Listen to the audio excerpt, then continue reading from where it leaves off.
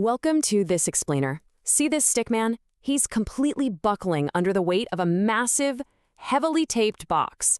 Honestly, if you're an Amazon FBA seller, you probably feel exactly like him right now, just absolutely crushed by those ever-rising fulfillment fees. But what if I told you that you actually have a lot more control over those fees than you think? Today, we're unpacking a serious insider packaging hack that literally stops your hard-earned profit from leaking straight into Amazon's pockets. Let me hit you with a massive number right off the bat. 76%. Data shows you might actually be overpaying Amazon by up to 76% on your fulfillment fees. And you know what the craziest part is? It has absolutely zero to do with what you're actually selling, your marketing strategy, or your ad spend. It's happening because of a tiny, seemingly insignificant technicality regarding your box size. So you've really got to ask yourself, is your box size silently draining your profit? We're going to look closely at the mechanics of exactly why this happens.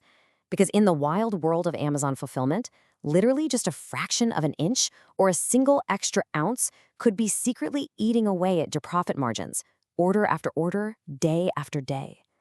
Section 1, the invisible fee threshold. Let's dive right into Amazon's strict sizing tiers. You really need to think of Amazon's dimensional thresholds as invisible tripwires. You cross one, and your fees skyrocket instantly. Let's break down the massive cost difference here.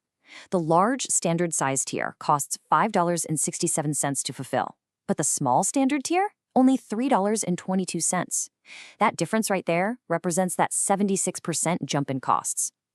Every single time your product trips that wire into the large standard category, you take an exact $2.45 loss per unit. Ouch. To actually qualify for that lower $3.22 rate, your product must be 10 ounces or less, and the dimensions have to be strictly under 15 by 12 by 0.75 inches.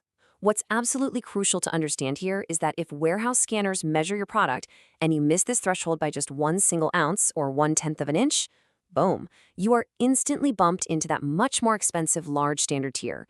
And trust me, Amazon definitely isn't going to send you a friendly warning email about it.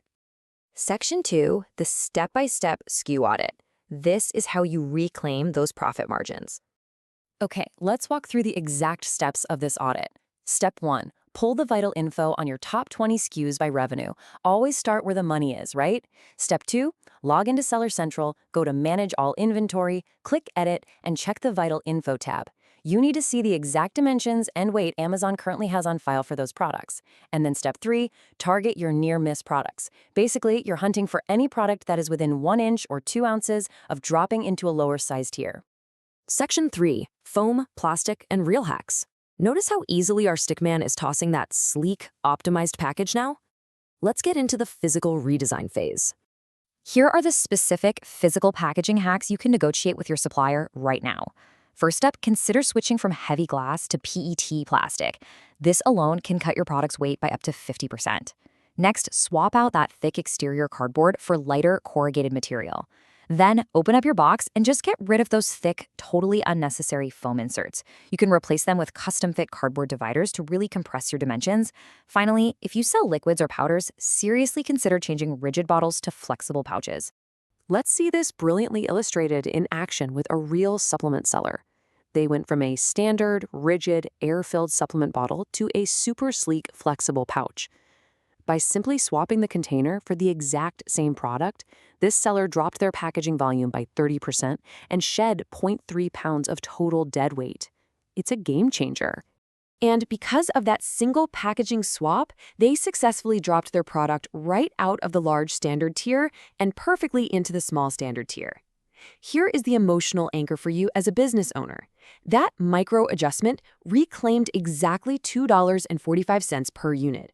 That is pure, hard-earned profit that used to go straight to Amazon, and now it's staying right where it belongs, in the seller's bank account. Now, I know what you might be thinking. Doesn't redesigning packaging cost money? Well, yeah, it does.